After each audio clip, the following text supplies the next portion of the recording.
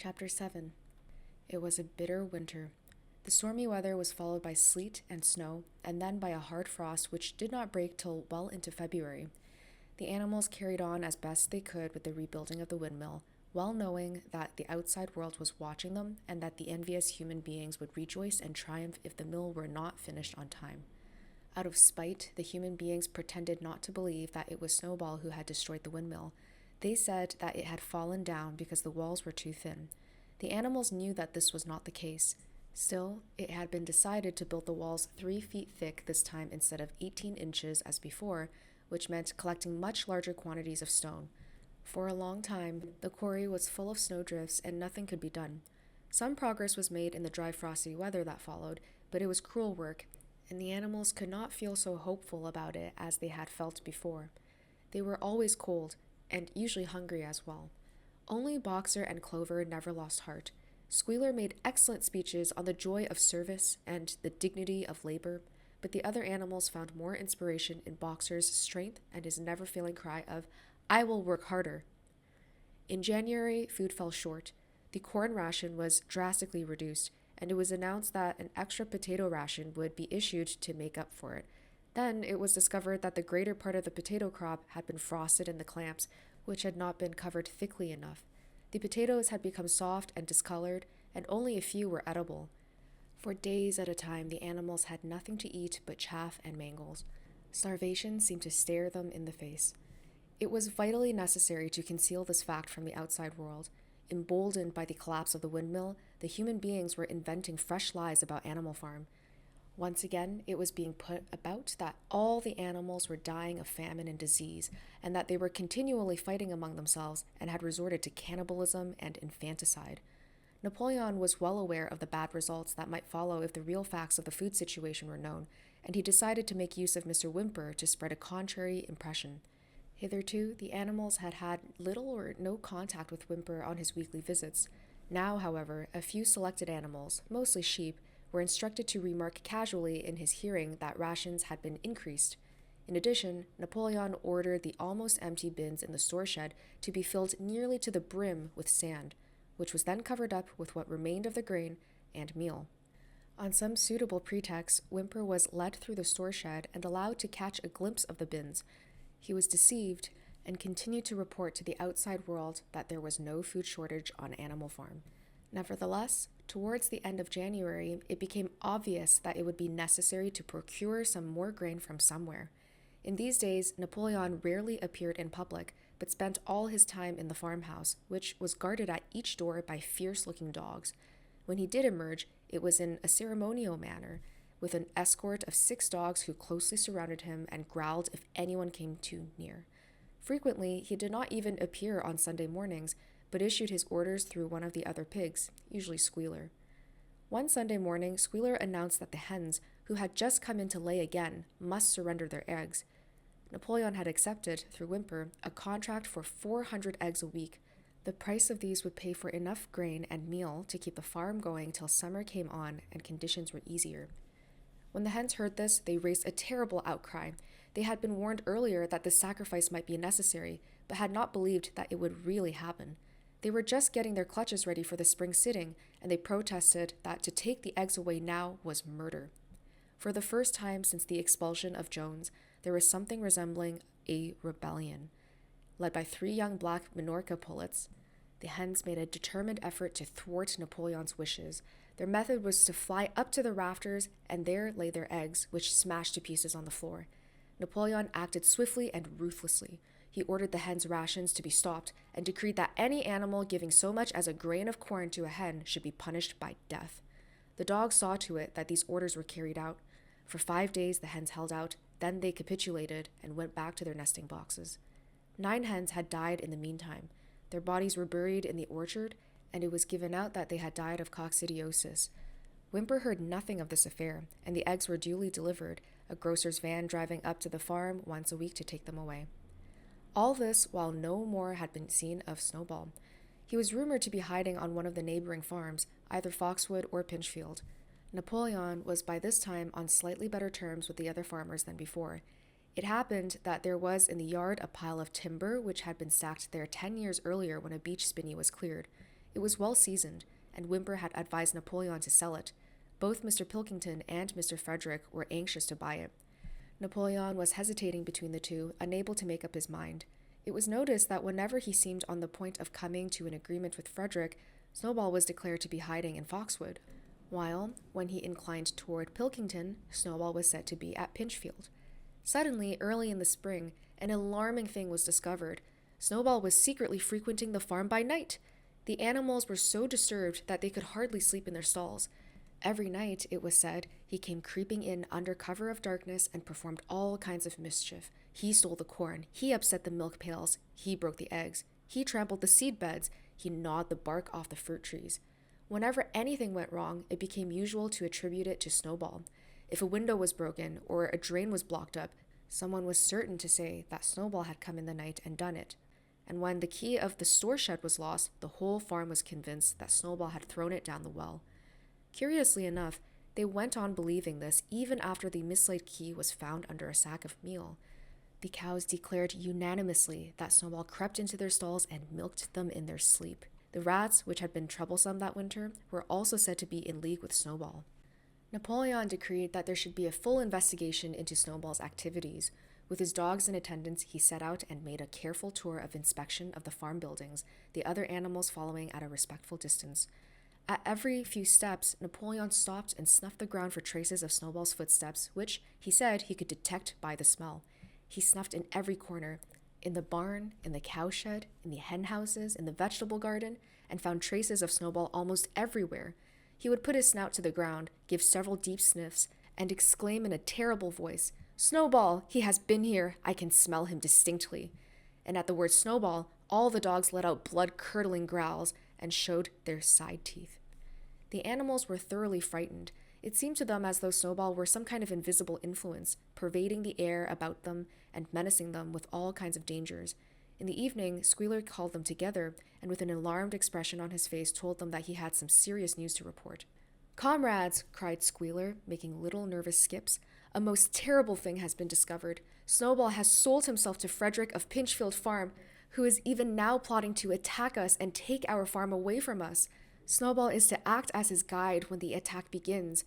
But there is worse than that. We had thought that Snowball's rebellion was caused simply by his vanity and ambition, but we were wrong, comrades. Do you know what the real reason was? Snowball was in league with Jones from the very start. He was Jones's secret agent all the time. It has been proved by documents which he left behind him, and which we have only just discovered. To my mind, this explains a great deal, comrades. Did we not see for ourselves how he attempted, fortunately without success, to get us defeated and destroyed at the Battle of Cowshed?" The animals were stupefied. This was a wickedness far outdoing Snowball's destruction of the windmill, but it was some minutes before they could fully take it in.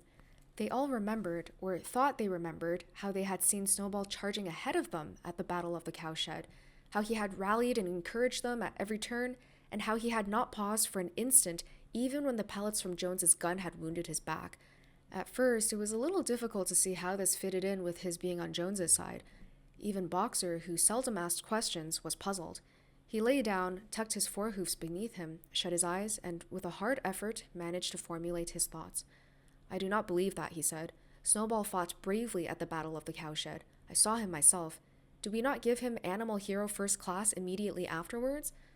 That was our mistake, comrades, for we know now, it is all written down in the secret documents that we have found, that in reality he was trying to lure us to our doom." "But he was wounded," said Boxer. "We all saw him running with blood." "That was part of the arrangement," cried Squealer. "Jones's shot only grazed him. I could show you this in his own writing, if you were able to read it. The plot was for Snowball, at the critical moment, to give the signal for flight and leave the field to the enemy, and he very nearly succeeded. I will even say, comrades, he would have succeeded if it had not been for our heroic leader, Comrade Napoleon. Do you not remember how, just at the moment when Jones and his men had got inside the yard, Snowball suddenly turned and fled, and many animals followed him? And do you not remember, too, that it was just at that moment, when panic was spreading and all seemed lost, that Comrade Napoleon sprang forward with a cry of "Death to humanity!" and sank his teeth into Jones's leg? Surely you remember that, comrades, exclaimed Squealer, frisking from side to side. Now, when Squealer described the scene so graphically, it seemed to the animals that they did remember it. At any rate, they remembered that at the critical moment of the battle, Snowball had turned to flee, but Boxer was still a little uneasy. I do not believe that Snowball was a traitor at the beginning, he said finally. What he has done since is different, but I believe that at the Battle of the Cowshed, he was a good comrade. Our leader, Comrade Napoleon, announced Squealer, speaking very slowly and firmly, has stated categorically, comrade, that Snowball was Jones's agent from the very beginning. Yes, and from long before the rebellion was ever thought of. Ah, that is different, said Boxer. If Comrade Napoleon says it, it must be right. That is the true spirit, comrade, cried Squealer, but it was noticed he cast a very ugly look at Boxer with his little twinkling eyes. He turned to go, then paused and added impressively, I warn every animal on this farm to keep his eyes very wide open, for we have reason to think that some of Snowball's secret agents are lurking among us at this moment. 4 days later, in the late afternoon, Napoleon ordered all the animals to assemble in the yard. When they were all gathered together, Napoleon emerged from the farmhouse wearing both his medals, for he had recently awarded himself Animal Hero First Class and Animal Hero Second Class, with his 9 huge dogs frisking round him and uttering growls that sent shivers down all the animals' spines. They all cowered silently in their places, seeming to know in advance that some terrible thing was about to happen. Napoleon stood sternly surveying his audience. Then he uttered a high-pitched whimper. Immediately, the dogs bounded forward, seized 4 of the pigs by the ear, and dragged them, squealing with pain and terror, to Napoleon's feet. The pigs' ears were bleeding. The dogs had tasted blood, and for a few moments they appeared to go quite mad. To the amazement of everybody, 3 of them flung themselves upon Boxer. Boxer saw them coming and put out his great hoof, caught a dog in midair, and pinned him to the ground. The dog shrieked for mercy, and the other 2 fled with their tails between their legs. Boxer looked at Napoleon to know whether he should crush the dog to death or let it go. Napoleon appeared to change countenance and sharply ordered Boxer to let the dog go, whereat Boxer lifted his hoof and the dog slunk away, bruised and howling. Presently, the tumult died down. The 4 pigs waited, trembling with guilt written on every line of their countenances. Napoleon now called upon them to confess their crimes.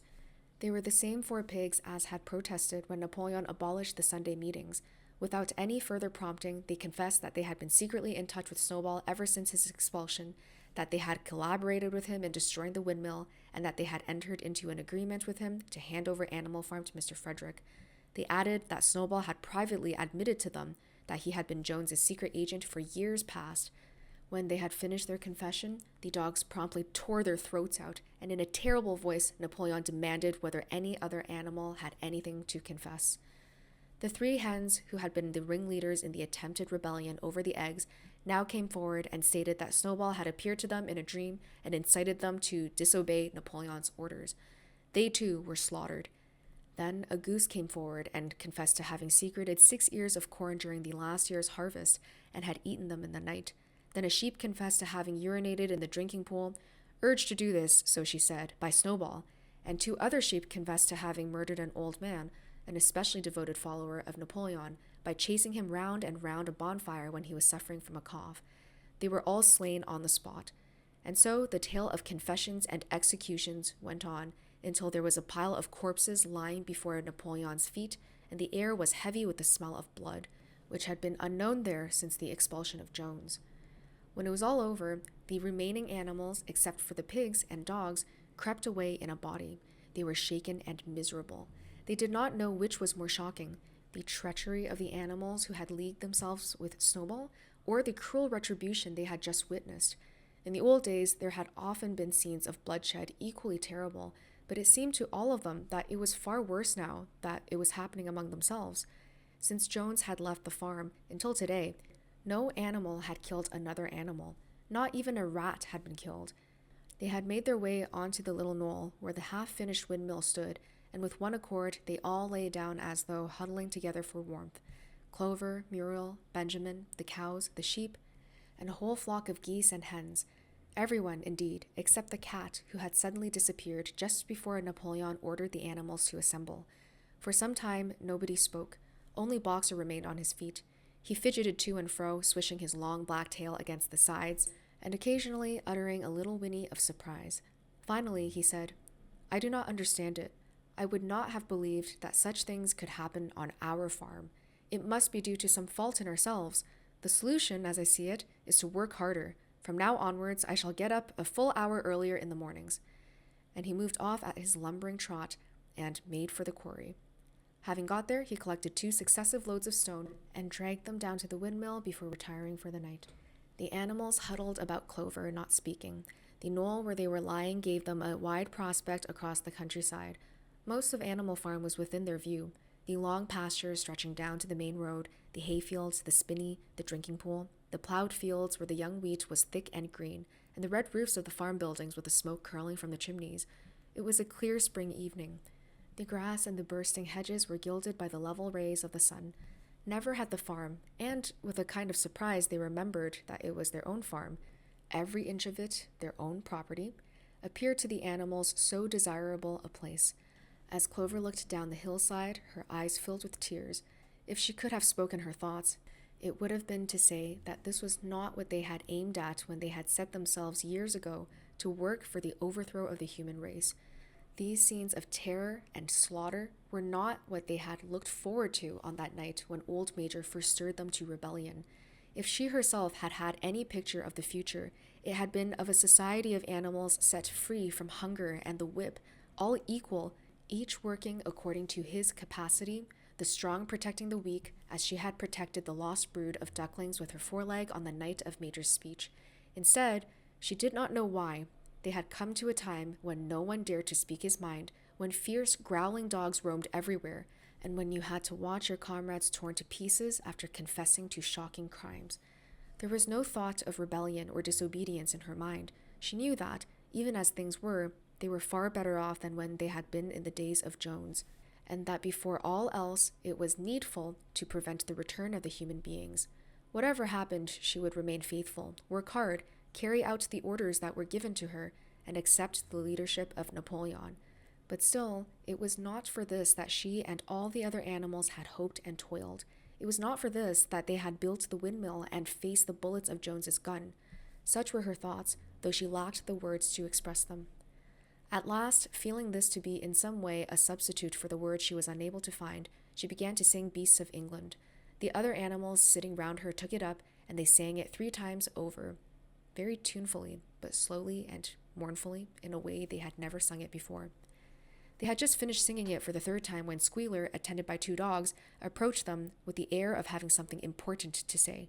He announced that, by a special decree of Comrade Napoleon, Beasts of England had been abolished. From now onwards, it was forbidden to sing it. The animals were taken aback. "Why?" cried Muriel. "It's no longer needed, comrade," said Squealer stiffly. "Beasts of England was the song of the rebellion, but the rebellion is now completed. The execution of the traitors this afternoon was the final act. The enemy, both external and internal, has been defeated. In Beasts of England, we expressed our longing for a better society in days to come, but that society has now been established. Clearly, the song has no longer any purpose." Frightened though they were, some of the animals might possibly have protested, but at this moment the sheep set up their usual bleating of 4 legs good, 2 legs bad, which went on for several minutes and put an end to the discussion. So Beasts of England was heard no more. In its place, Minimus, the poet, had composed another song which began, Animal Farm, never through me shall thou come to harm." And this was sung every Sunday morning after the hoisting of the flag. But somehow neither the words nor the tune ever seemed to the animals to come up to Beasts of England.